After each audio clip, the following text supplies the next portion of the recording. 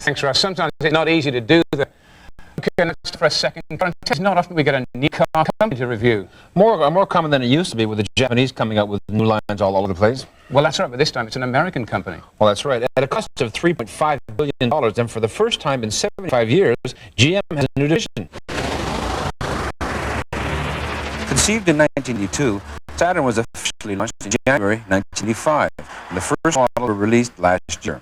In GM's own words, Saturn represents a chance to do things differently, to toss aside preconception, to push ahead with all the ideas we've been playing out in our minds for years.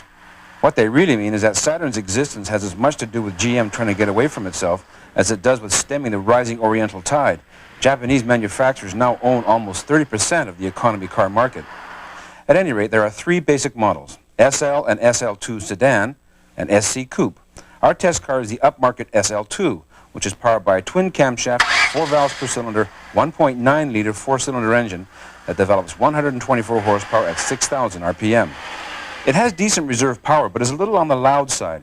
There are two gearbox choices, 5-speed manual and 4-speed automatic. Ours was equipped with the automatic, and it'll accelerate from a standing start to 100 kilometers an hour in just over 10 seconds. Fuel consumption is respectable, at least 9 liters per 100 kilometers combined rating. And the sticker price for our well-equipped SL2 4-door is just under $14,000, and it comes with GM standard 3-year 60,000 kilometer basic warranty. The first thing that struck me about this car was the styling. It is not pleasing to the eye, and because of its comparatively long wheelbase, looks somehow clumsy and uncoordinated. Right off the bat, the new Saturn loses ground to the competition. It still looks like a typical GM product, a baby old Cutlass. Instead of sheet metal, body panels and fenders are polymer or plastic construction and can be removed for repair work much more easily. I'm told the entire car can be stripped of its bodywork in under an hour and would still meet crashworthiness requirements. In terms of drivability, comfort, and general layout, there's nothing really wrong with the new Saturn. Ergonomics, for example, are head and shoulders above General Motors' usual dog's breakfast of switches and buttons, and the SL2 at least demonstrates superior fit and finish. Among other things, it comes with tilt steering, fold-down rear seats, child-proof rear door locks, analog gauges, and tires with wear indicators as standard equipment. Combined passenger and cargo space is just over 100 cubic feet, and the trunk is good for almost 12 cubic feet.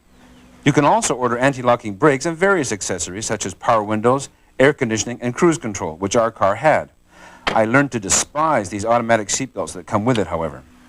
Of the three Saturns, the SL2 represents the best combination of performance and creature comforts. It's surprisingly quiet on the highway, has decent performance, good brakes, and is fairly roomy. It's more powerful than the SL and less rambunctious than the SC. General Motors has gone to a lot of trouble and expense purely to prove that it can build a better economy car than the Japanese. If the SL2 represents the fulfillment of that quest, they've still got a way to go. The new Saturns have to be more than okay. They've got to be better than Honda, Toyota, Nissan, and all the rest. To put it bluntly, they aren't.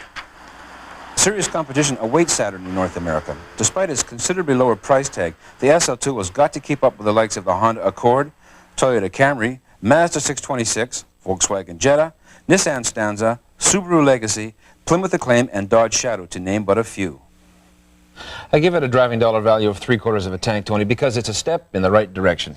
Well, that's for sure. I like it perhaps a little bit more than you. I think the styling is satisfactory. I like this. The coupe is especially pretty, and I might add that there's also a station wagon coming, which works very well on this particular nose jobber, if you see what I mean. A nice-looking car, I think. Last year, when we first had a look at this thing, we both agreed that it had to be better than the competition. It had to be more than good enough. Well, even you have to admit it is not better than the competition. It's okay, but it's not better. My main complaint is really the engine. I think the concept is great, the size is good, the prices are very competitive, and the interior is very well done. To me, the interior is an exceptionally good job, and a lot of other GM divisions could learn from this. It's a very nice car.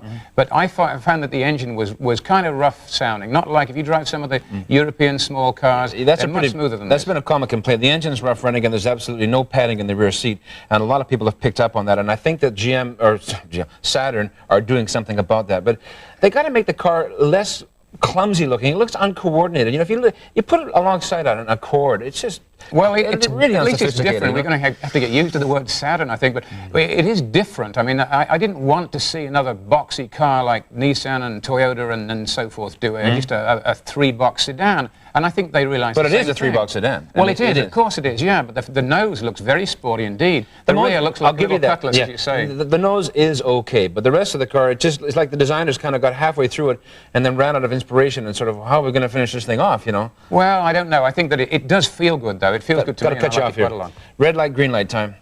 What we don't like about it, I don't like the styling. Tony likes it more than I do. The interior, I think it's a little rough. Performance, mediocre at best.